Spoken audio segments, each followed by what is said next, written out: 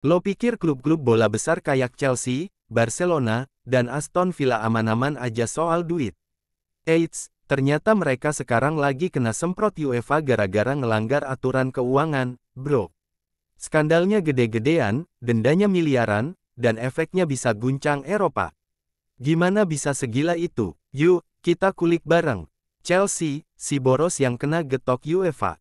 Kalau boros jadi gaya hidup, siap-siap dompet kena jitak UEFA. Jadi ceritanya, Chelsea baru aja pecahin rekor denda paling gede dalam sejarah UEFA. Gak tanggung-tanggung, total dendanya 31 juta euro buat satu musim doang. Dan, itu bisa buat beli satu skuad Liga 2 lengkap sama pelatihnya. Denda itu terbagi jadi 20 juta euro karena gagal mendekati titik impas alias tekor terus dan 11 juta euro gara-gara pengeluaran gaji dan transfer mereka melebihi 80% dari total pendapatan. Ngerti gak tuh? Maksudnya belanja jor-joran tapi duit masuknya kagak seimbang. Mirip orang gaji UMR tapi cicil Lamborghini. Drama Hotel Chelsea, jual beli ala mafia bisnis. Lo pikir jual hotel itu hal biasa? Tunggu sampai lo denger cara Chelsea maininnya. Yang bikin kasus Chelsea makin panas, UEFA juga nemuin transaksi mencurigakan. Jadi, ada penjualan dua hotel senilai 76,5 juta pounds antar anak perusahaannya sendiri, yang semuanya masih satu payung sama si bos besar, Todd Boehly dan Clearlake Capital. Jual ke diri sendiri, terus catat sebagai pemasukan. Waduh, kalau akuntan kampus dengar, bisa nangis tuh skripsinya kalah kompleks. Total denda Chelsea sejak 2023, auto masuk buku rekor.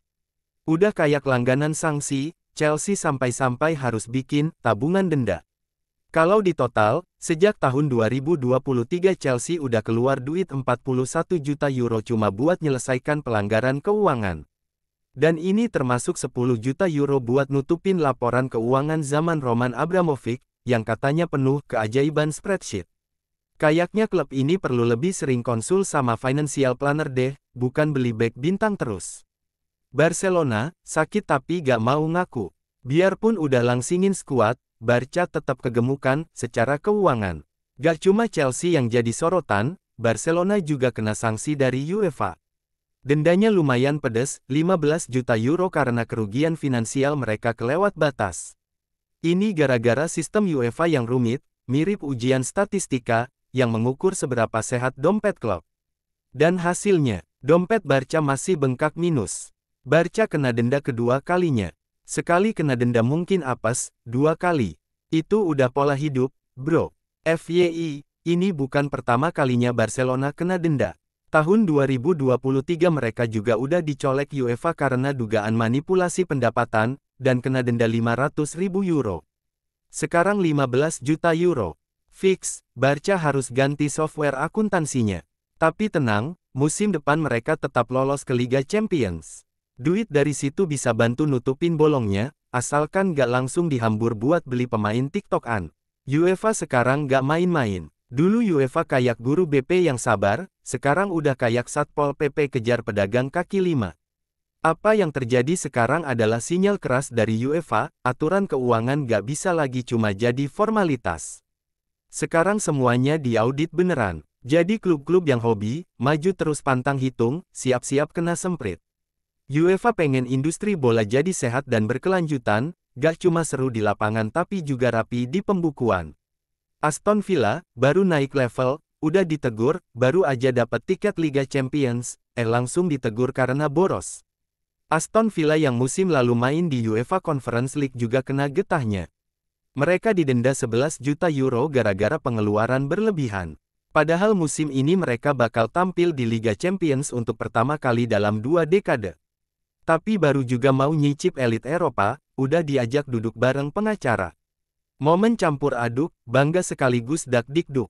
Lyon, klub tradisional Prancis yang lagi terpuruk. Dulu langganan Liga Champions, sekarang malah ditampar realita. Lyon juga masuk daftar korban UEFA. Mereka kena denda 12,5 juta euro, dan itu belum termasuk potensi denda tambahan kalau gagal hemat di musim-musim depan. Klub yang dulu pernah dihormati seantero Prancis ini sekarang bahkan terancam degradasi ke Ligue 2 karena kekacauan finansial. Gak cuma urusan UEFA, mereka juga dikejar regulator domestik. Gak punya duit. Bisa-bisa musim depan malah nonton PSG dari rumah. Lyon harus jual pemain, jual klub, atau jual mimpi. Ketika utang menumpuk, pilihan tinggal 3, hemat, atau nyerah. Lyon dimiliki oleh John Textor, dan sekarang mereka lagi kebut cari duit biar bisa naik lagi ke Ligue 1. Kalau gak, mereka bisa kehilangan semua peluang main di Eropa musim depan. Cuma satu cara keluar dari krisis ini, efisiensi besar-besaran. Jual pemain, rebranding, atau mungkin cari investor baru. Yang jelas, gak ada jalan pintas lagi buat mereka. Eropa kini gak cuma tuntut juara, tapi juga rapi. Menang di lapangan itu keren. Tapi menang di neraca keuangan, itu baru masterpiece. Kesimpulannya, UEFA sekarang udah berubah. Gak cuma ngurus offside dan diving, tapi juga merhatiin lajur keuangan klub-klub Eropa. Siapa yang terlalu boros, siap-siap diinterogasi. Siapa yang kreatif ngatur duit tapi gak transparan, langsung disorot. Kita bakal lihat klub-klub gede mulai hati-hati ngeluarin duit, dan mungkin ini awal era baru di mana financial fair play beneran berlaku. Kalau kamu fans Chelsea, Barca, Villa, atau Lyon, siap-siap ya. Musim depan bukan cuma soal cetak gol, tapi juga cetak surplus.